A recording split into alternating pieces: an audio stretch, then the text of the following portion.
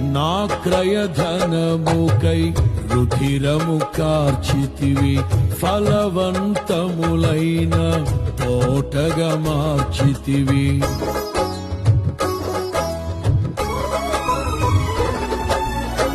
నా క్రయధనముకై రుధిరము కార్చితివి, ఫలవంతములైన తోటగా మార్చితివి.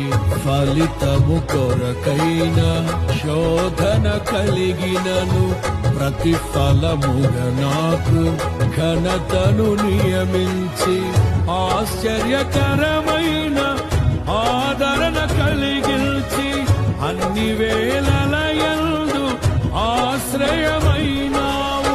ఎంతగా కీర్తించిన నీ రుణమే నే తీర్చగలనా? ఇదే కదా నీలో పరవశం.